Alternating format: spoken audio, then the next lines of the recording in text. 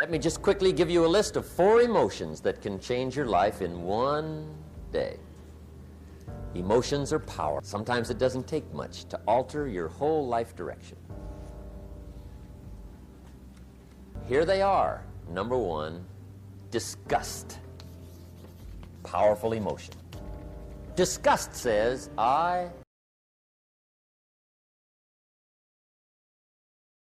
See, that could be the day.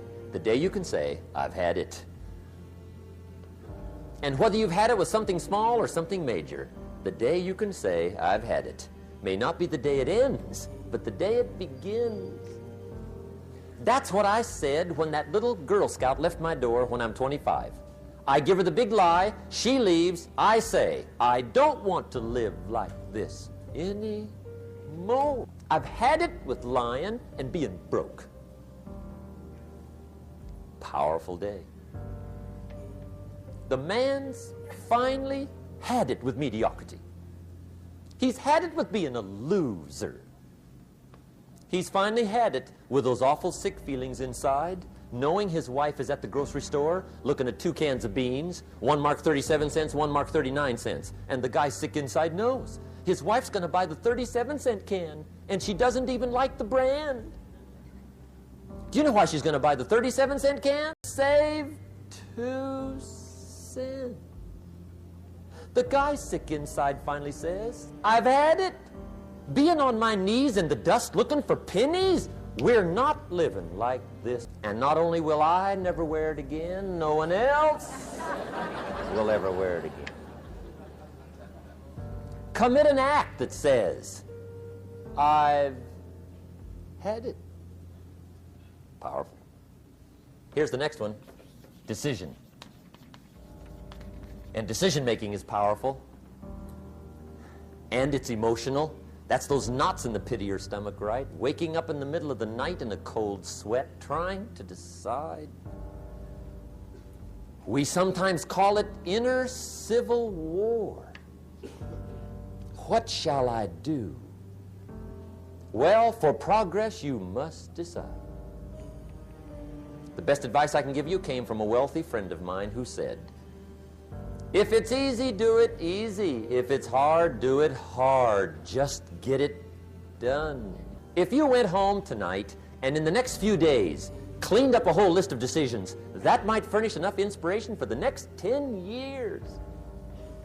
I found this out many times after you've decided. Getting on with it is easier than deciding. Sometimes decision is the toughest part. Here's the next emotion, desire, wanting to bad enough. And I don't know how to tell you to want to. That's something you've got to come up with. There's 2 things I know about desire. Number 1, it comes from inside, not outside. Number 2, I know desire can be triggered by something. Who knows what it might be? Sometimes desire waits and sleeps for something to happen. Maybe it's a book, maybe it's a song, maybe it's a sermon, maybe it's a lecture, a seminar, maybe it's the conversation of a friend, a happening, an event. Who knows? The best advice I can give you is what I give my staff. It goes like this: welcome every human experience. You never know which one is going to turn it all on. Even the bad experiences. Sometimes from the bitterest experience comes the greatest awakening. So let down the barriers, take down the walls. The same wall that keeps out disappointment keeps out happiness. Let life touch you. Don't let it kill you, but let it touch you. Here's the last one. This one's powerful. Resolve. Resolve says, I will. 2 of the most powerful words in the language. I will. Benjamin Disraeli once said, nothing can resist a human will that will stake even its existence on the extent of its purpose.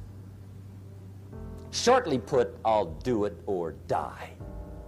See, that's powerful. That could be the day that turns your life around. The world has a strange way of stepping aside when somebody says, I'll do it or die. The man says, I will climb the mountain. They've told me it's too high, it's too far, it's too rocky, it's too difficult, it's never been done before, but it's my mountain, I will climb it. Pretty soon you'll see me waving from the top. Or dead on the side, because I ain't coming back. The best definition I ever got from the word resolve came from a little junior high girl in Foster City, California, up north. I'm talking to the junior high kids one day. I love to ask kids definitions. They come up with beauties. I got to the word resolve and I asked, who can tell me what resolve means? And I got several hands, and they were all pretty good, but the last one was the best. Little girl, about 3 rows back, held up her hand. She said, Mr. Rohn, I think I know what resolve means. I said, darling, what do you think it means? She said, I think it means promising yourself you will never give up. I said, that's it. Webster, stand aside. That is the definition. Promise yourself you will never give up. I asked the kids, how long should a baby try to learn how to walk? How long? How long would you give your average baby before you shut him off? How long?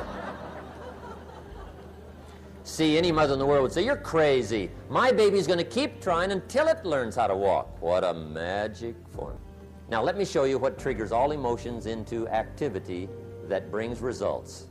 And results is the name of the game. Here it is. Action.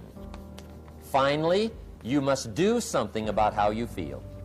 Jesus, the master teacher, said, don't just be listeners, be doers. The world admires the doer. Another Bible phrase says, faith without action is useless. Some people these days are big on affirmations. You've got to be very careful of affirmations. There's a thin line between faith and folly. The best clue I can give you on affirmations is this. Affirmation without discipline is the beginning of delusion. And there's nothing worse than delusion. The guy keeps walking west looking for the sunrise. I mean, delusion is bad. However, affirmation with discipline can bring the most spectacular results. When the Jewish people surveyed the Holocaust at the end of World War II, and for them it was a Holocaust, 39 million people lost their lives, World War II.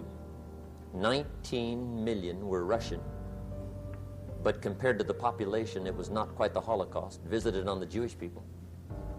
6.5 million Jews perished World War II. 6.5 million. That was a Holocaust.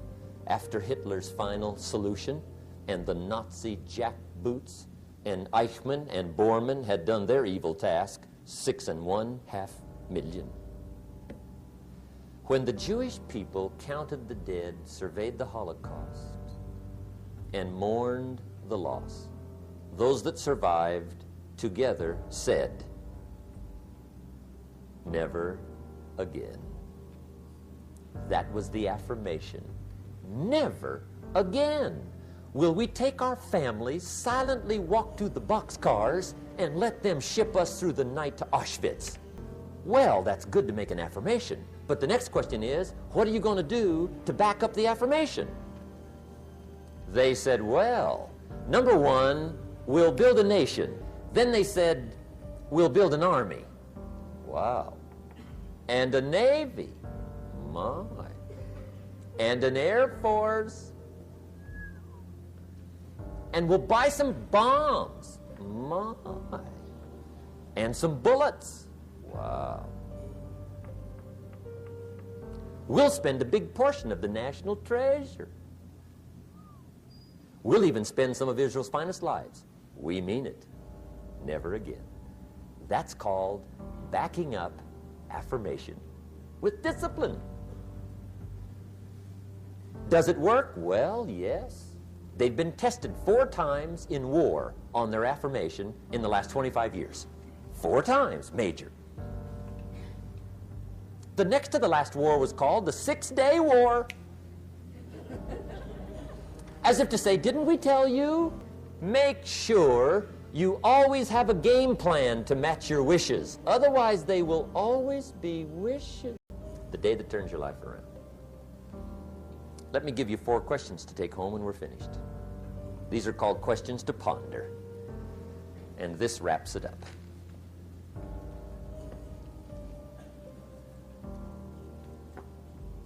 Gosh, you've been a great audience tonight. How fantastic for so many people here.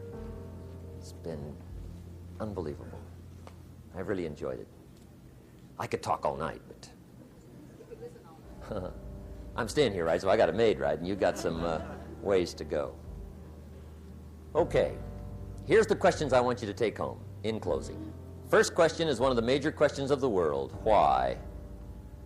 Why should you try? Why read that many books? Why go that far? Why earn that much? Why share that much? Why learn all that? Why get up that early? Why put yourself through that much? Why try for all that? Good question. Why? One of the best answers to why is the second question, why not? What else are you going to do with your life?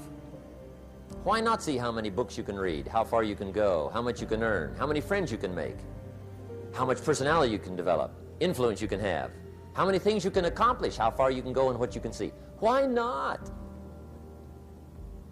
You got to stay here till you go. Why not? The third question is, why not you? Why not you? Some people have done the most incredible things with limited start. Why not you? Some people have done so well, they get to go, they get to see it all, they get to do it, they get to be there. They get to have it, they get to enjoy it. Why not you? Why not you watching the morning mist rise over the mountains of Scotland? Exploring the mysteries of Spain, soaking up history in London. Why not you? You got to take a stroll through the Palace of Versailles. Why not you? You got to have lunch in one of those neat little sidewalk cafes in Paris. I mean, Denny's is okay, but you got to try Paris. Someday you got to gaze directly at the Mona Lisa. I can show you where to find the most exquisite seashells in Miami and the Bahamas. I know where they are. Why not you? You got to shop on Fifth Avenue in New York. You got to stay at the Waldorf Astoria.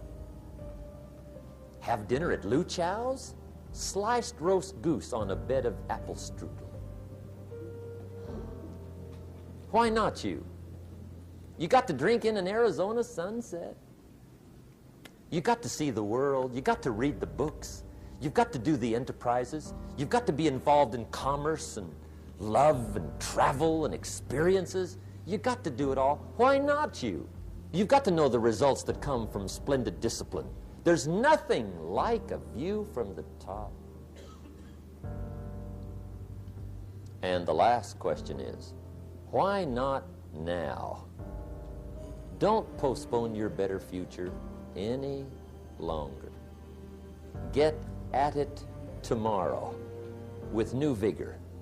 Get you some new books. Ask some new questions. Set some new goals. Get you a new journal.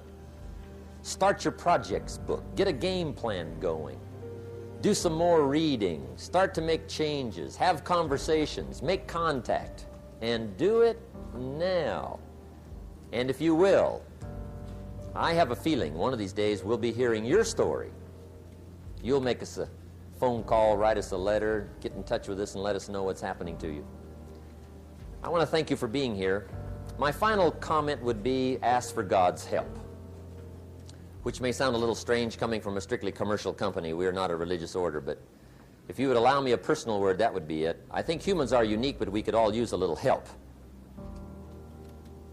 But of course, you've got to do your part. That's what we've talked about mainly tonight. Do your part, and I think God will do his part. It's a two-way street. And we do play a part. There's a story about the man who took a rock pile in 2 years, turned it into a fabulous garden. People came from everywhere to see it.